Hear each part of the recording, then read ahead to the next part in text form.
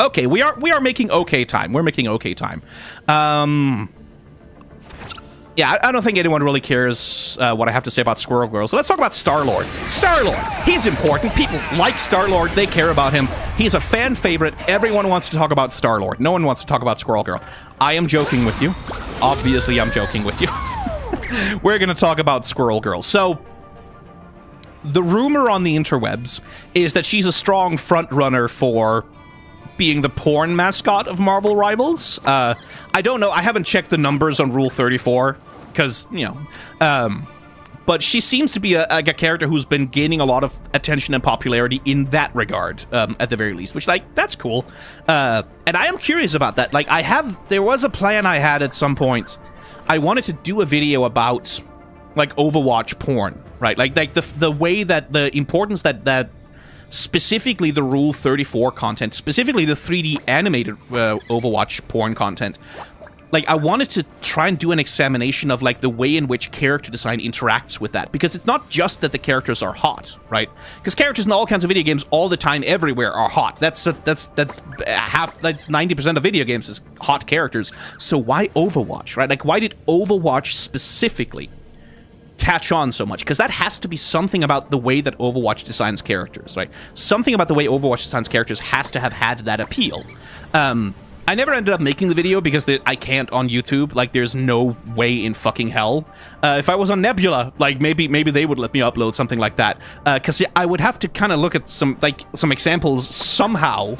And I would want to talk to some of the people who make their living, like, making that kind of content.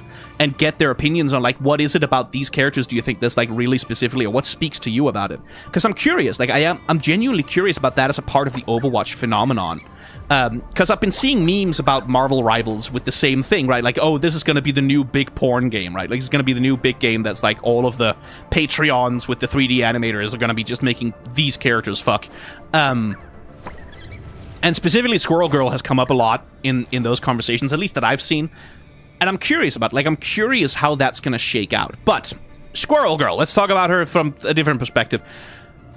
And let's start with something important. SquirlGIrl is not fat. I just want to establish that right up front, like, immediately. SquirlGIrl is not fat.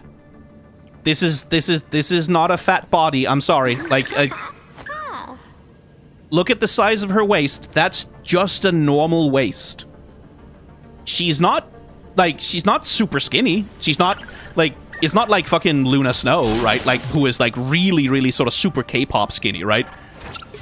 But this is just a normal body, right? Like, this is just a normal weight body. Like, her BMI is probably, like, perfectly within the average range as she is presented here, right? And I bring that up mostly because I've been seeing a lot of people, like, when they talk about SquirlGIrl, it's like, oh my god, a chubby queen, like a fat girl. Like, it's like, no, I'm sorry, that's not what she is. Like, she's definitely larger and rounder and curvier than pretty much every single other woman in, like, Marvel Rivals so far. But that's, like,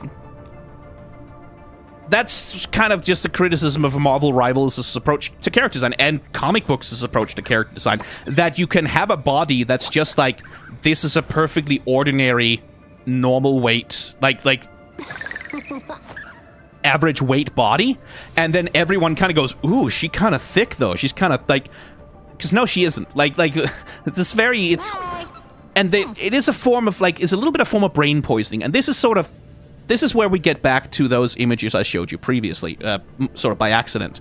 So, this is a photo series called Athlete, by a photographer named Howard Schatz, where he just basically took a whole bunch of Olympic athletes, lined them up, there's some oil on them to sort of make them shiny underneath the lights, and then he just took pictures of what they look like relative to each other. The scales are not 100%, like, they're not all perfect height to scale, but the thing I want you to pay attention to here is, like, these are all Olympic-level athletes, right? Like, these are all some of the strongest athletes, best competitors, like, most physically fit people you could ever possibly meet in your life.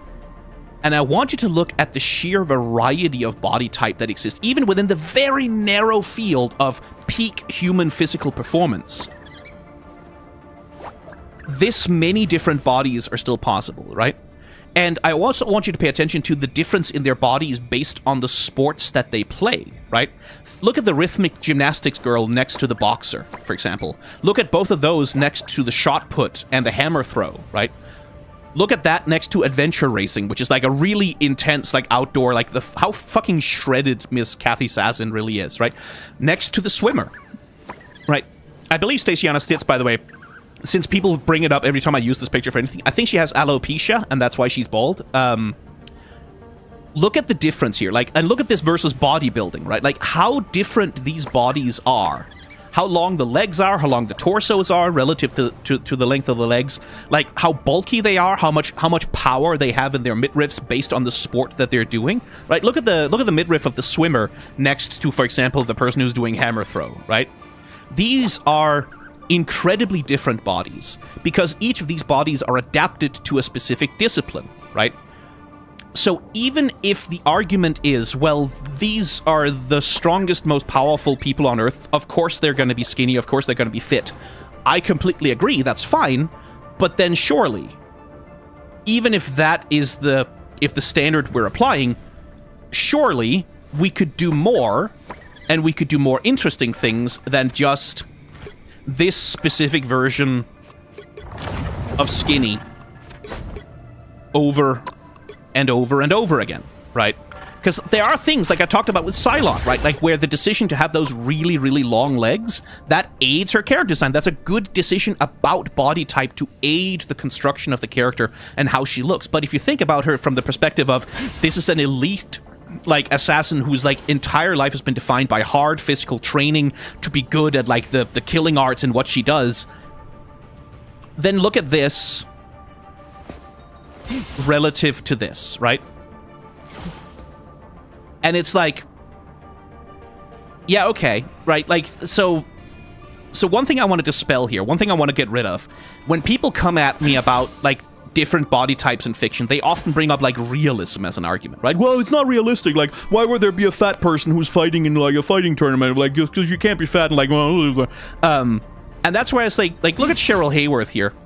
She's a Olympic weightlifting champion, right? Like this woman won a bronze medal for weightlifting in like the women's category when she was like 17 fucking years old. What does her body look like? This is what strength looks like. She's fat, yeah. And she's incredibly powerful.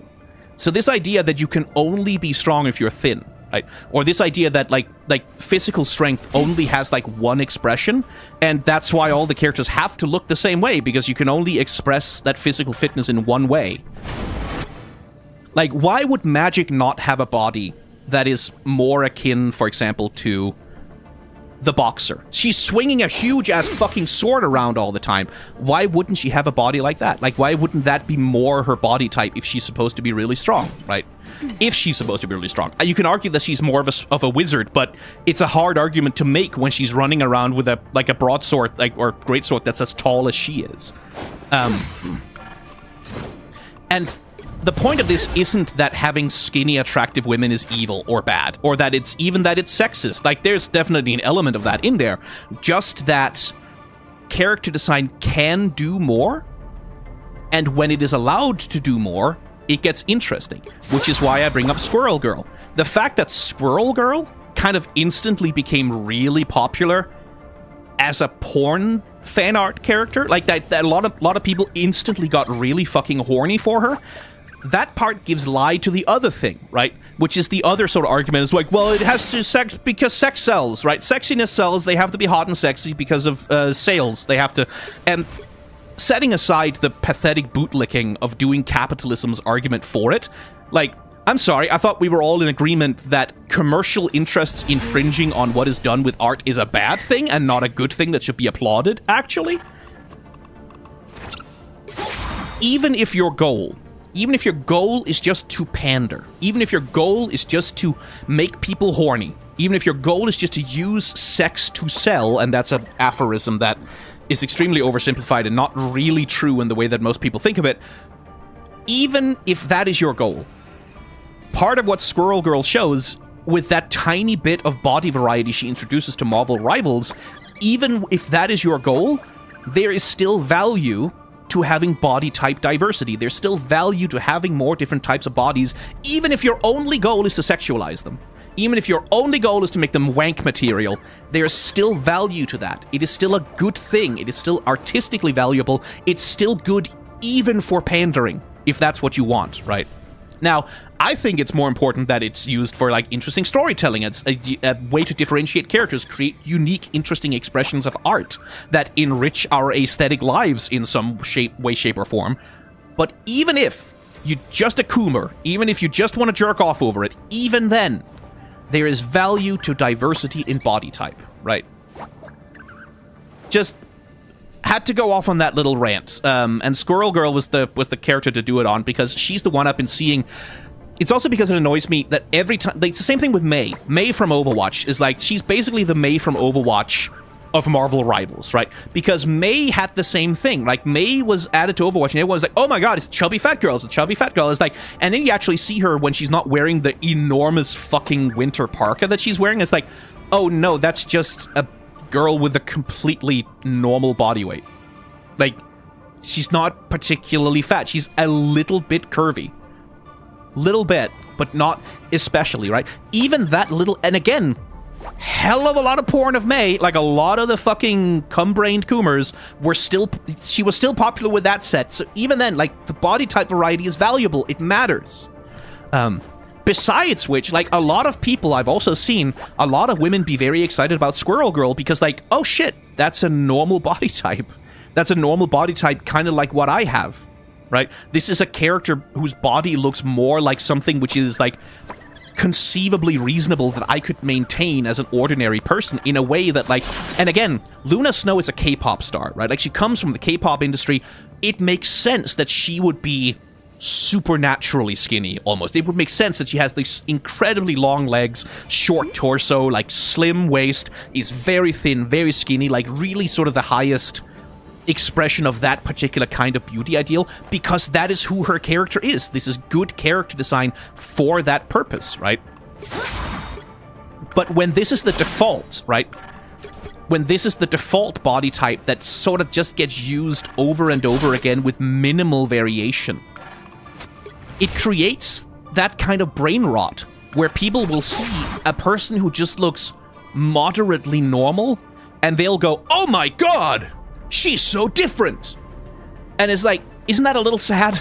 Like, isn't it a little sad that people have sort of had their expectations twisted and distorted to such an extent that they see a normal person and they go, holy shit.